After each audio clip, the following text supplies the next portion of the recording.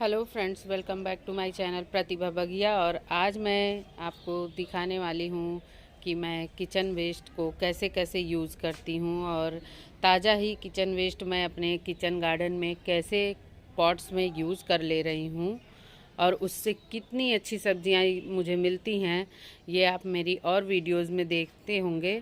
और अभी भी मैं हार्वेस्टिंग करने जा रही हूँ और मैं ये जो किचन वेस्ट है, मेरा ताज़ा सब्जियों का छिलका वगैरह है, मैं इनको कैसे यूज़ करती हूँ अपने गार्डन में, यही सब कुछ मैं शेयर करूँगी और करती रहती हूँ मैं बराबर।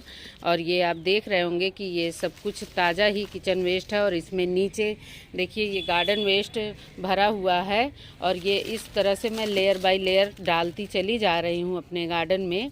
और इसी तरह से मैं अपने गार्डन के बड़े बड़े से सारे पॉट्स हैं उनको मैं इसी तरह से भरती रहती हूँ।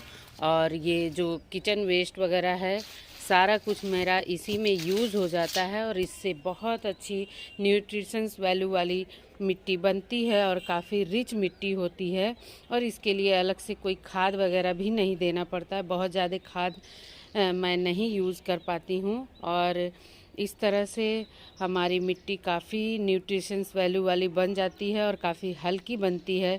हम लोग टेरेस गार्डनिंग कर रहे हैं तो हमको एक तरह से ज़्यादा वज़न भी नहीं रखना है, इसीलिए मैं देखिए थर्माकोल बॉक्सेस का यूज़ करना चाहती हूँ कि ये इसमें मिट्टी काफ़ी ठंडी रहती है और काफ़ी ज़्यादा स्पेस रहता है तो इसमें मिट्टी बहुत ज़्यादा आती भी है। और मैंने जो ये देखिए सारे कंटेनर्स मैं ले आई हूँ और धीरे धीरे से देखिए भरा भी रहे हैं। और मैं कुछ सीडलिंग भी की हूँ, उसको भी मैं लगाऊंगी। यही सारे पॉट्स मेरे भरने वाले हैं। और इन सभी को तो देखिए मैंने किस तरह से भरा है, कैसे भर के और कैसे स्प्राउट करके जो बीज हैं उनको लगाया है। और ये पिछली वीडियोज़ में आप जाके देखेंगे तो सब आपको मिल जाएगा कि मैंने कैसे कैसे भरा हुआ है। और काफ़ी न्यूट्रिशंस वाली मिट्टी बनती है। और इसी तरह से मैं बड़े बड़े से सारे टब वगैरह भर लेती हूँ। और यहाँ देखिए ये सारे बड़े बड़े से जो टब हैं इनको मैंने कैसे भरा है, इनको भरते हुए और ये पौध लगाते हुए सारी वीडियोस मैंने शेयर की हुई हैं। और आज ये मेरी सब्जियां हार्वेस्टिंग के लिए रेडी हो गई हैं और मैं इनको हार्वेस्ट करने के लिए आई हूँ। और ये देखिए कितना अच्छा साइज़ ब्रोकली का आया है। और कोई खाद मैं नहीं डालती हूँ, बस मिट्टी बनाते समय मैंने यही गार्डन वेस्ट और किचन वेस्ट का ही यूज़ किया है। और टॉप लेयर की मिट्टी में गोबर की खाद वगैरह मिला के मैंने ये जो टॉप लेयर में इसके मिट्टी भरी हुई है उसको बनाया है। बस उसके बाद मैं केवल लिक्विड खाद ही देती हूँ। और इसको मैं काट लेती हूँ। ये देखिए इतना बड़ा साइज़ आया है ब्रोकली का और ये टोटली ऑर्गेनिक सब्जियां हैं मेरी। और ये देखिए इसमें छोटे छोटे से ब्रोकली लगे हुए हैं, कुछ दिन मैं इनको छोड़ दूंगी तो ये भी थोड़े बड़े हो जाएंगे। तो इस तरह से ब्रोकली से तो हम लोग 2 बार हार्वेस्टिंग कर सकते हैं, 2 से 3 बार जैसी खाद और जैसा केयर करेंगे आप। और उसी तरह से मैंने देखिए यहाँ से एक हार्वेस्ट की थी और इसके साइड साइड से जो ब्रोकली आ रही है वो भी बड़ी हो रही है। ये इस साइज़ का तो नहीं मिलेगा लेकिन हाँ थोड़े छोटे साइज़ के मिलेंगे, लेकिन दोबारा ब्रोकली मिल जाएगी आपको।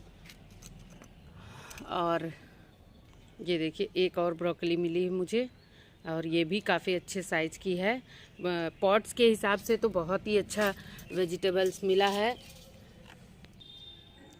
और इस तरह से जब हम मिट्टी बना लेते हैं तो हमारे जो सब्जियां हैं, सब्जियों के लिए जो कंटेनर हैं उनको भरने के लिए भी बहुत आसानी होती है। और एक तरह से हमें काफ़ी न्यूट्रिशंस वाली जो खाद है वो मिल जाती है। और ये देखिए ये शिमला मिर्च कितना अच्छे साइज़ का मिला भी है मुझे, काफ़ी हेल्दी है ये शिमला मिर्च। और इस तरह से यहाँ पे देखिए बहुत सारे छोटे छोटे से देखिए शिमला मिर्च के अभी फल लगे हुए हैं यहाँ पे देखिए। और सभी पौधों में काफ़ी सारे शिमला मिर्च लगे हुए हैं यहाँ पे भी। और यहाँ देखिए ये सारे वेस्ट मटेरियल में मेरे टमाटर लगे हुए हैं और टमाटर को भी मैं बहुत ज़्यादा लाल नहीं होने देती हूँ क्योंकि बंदर हमारे यहाँ बहुत ज़्यादा आते हैं। जब टमाटर ज़्यादा लाल हो जाते हैं तो बंदरों को बहुत जल्दी दिख जाते हैं। ये अब मैं रख दूँगी तो लाल हो जाएंगे जल्दी ही। और इस तरह से मैं, और वैसे भी जब पौधों पे फल तैयार हो जाएं तो उनको तोड़ ही लेना चाहिए, क्योंकि उनको पकाने में काफ़ी एनर्जी लगा देते हैं जो फल होते हैं पौधे। और क्योंकि जो और भी फ्रूट्स होते हैं उनको भी एनर्जी चाहिए होती है, तो हमें इनको तोड़ ही लेना चाहिए, तो वो ज़्यादा अच्छा होता है।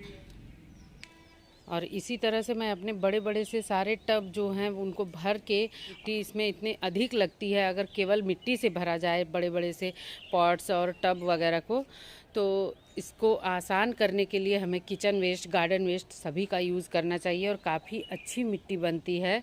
और इसी तरह से मैं देखिए ये सारी फ्रूटिंग ले लेती हूँ और मैं अपने बड़े बड़े से जो पॉट्स हैं, थर्माकोल बॉक्सेस हैं, टब मेरे भर गए हैं और इन सब में मैं इस तरह से यूज़ करती हूँ। और किचन वेस्ट को मैं उनका लिक्विड बना के भी यूज़ करती हूँ। इन्हीं किचन वेस्ट को मैं पानी में भिगो के 3-4 दिन के बाद उसके लिक्विड को डाइल्यूट करके फिर पौधों में डालती हूँ, उनका लिक्विड जो खाद होता है।